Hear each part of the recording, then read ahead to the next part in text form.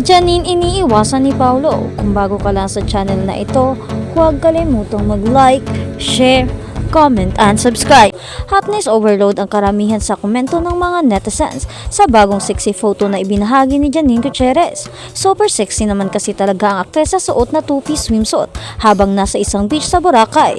Kaaliw ang ibang netizens at tinatag pa ang rumored boyfriend na si Paulo Avellino.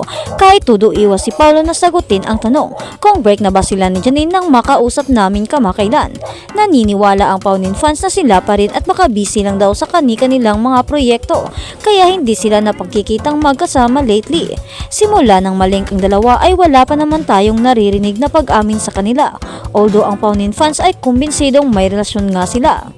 At sa kabilang banda naman, Janine, makalaglag pa nga ang alindog. As usual, umani na papuri ang alindog ni Janine Gutierrez sa Instagram. Sunod-sunod na mga photo ang ipinost niya na may kinalaman na ino-endorse niyang panty at bra. Well, noon pa man, matapang na talaga si Janine sa pagpapasilip ng alindog. Although alam mo rin na medyo mahiyain ang karakter niya sa totoong buhay. Pero dahil na rin sa confidence na ibinibigay sa kanya na ang ganyang kagandahan, kaseksihan ay hindi tinatago. Kaya hayon pabulusa nga si Janine.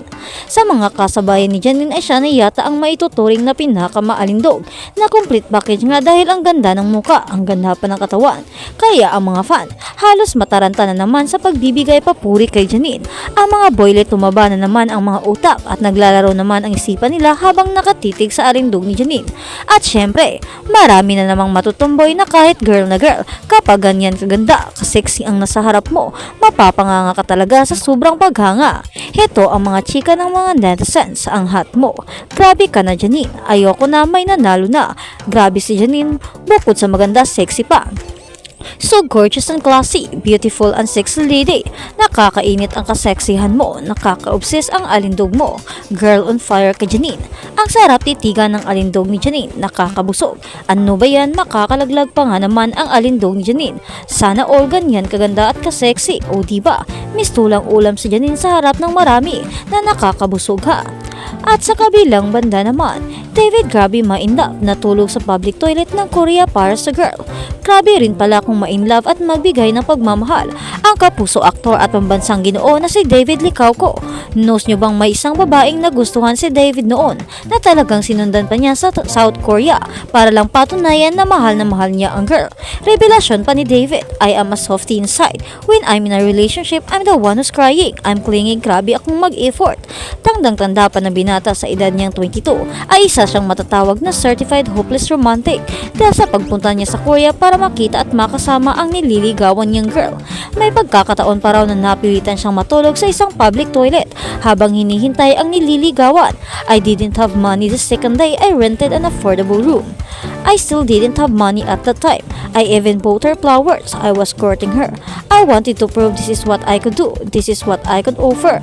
I'd move mountains for you but I didn't end up with that girl. Pagbabalik tanaw pa ni David sa panayam sa kanya ng ilang members ng Showbiz Freeze sa MediaCon ng first movie nila ni Barbie Forteza na That Kind of Love. Kwento pa ni David, plano na sana niyang iwan muna ang showbiz para makapag-concentrate sa kanyang mga business. Pero dumating ang mga napakagandang offers sa kanya ng GMA, Maria Clara at Ibarra. Came and our successful love team started. Other projects followed and even endorsement for both of us. So how can we say no? I'm super thankful for this partnership, love team and friendship. Nakakatuwa at nakakaiyak. Aniya pa. Speaking of That Kind of Love, in a way of nakaka-relate din si David sa kwento ng pelikula, pero aminado siyang medyo nahirapan din siya sa portraying his character. I'm used to teleserye where you always do one takes. I really work on my patience because I'm not used to doing films, sabi ng binata.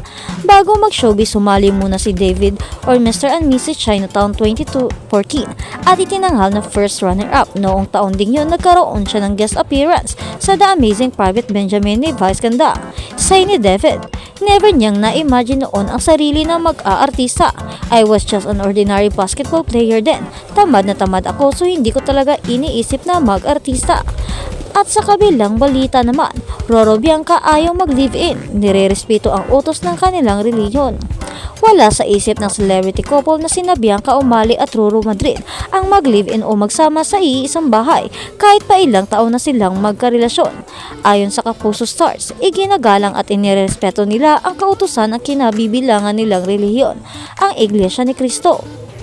Sa panayam ng The Fast Talk with Boy Abunda nitong nagdaang Huwebes, mas gusto nilang magsama sa iisang bahay kapag ikinasal na sila at may basbas na ng kanilang simbahan.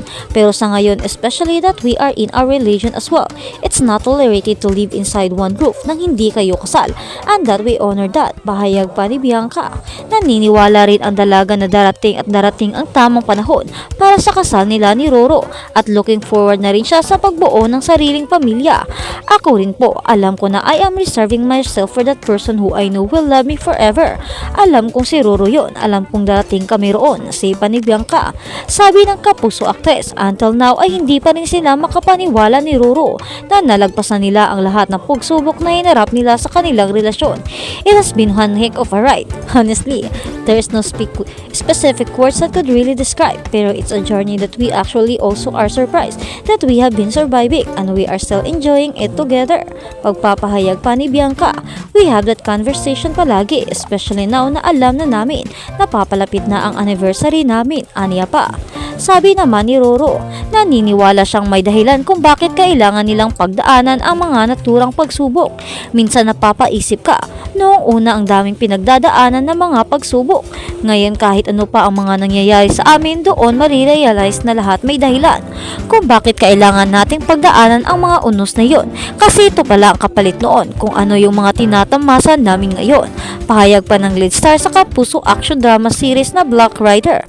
Kwento naman ni Bianca, every year meron kami talagang pagsubok na napagdadaanan. So far wala kaming mapipili kung ano yung toughest because almost every challenge that goes through the relationship is always the hardest.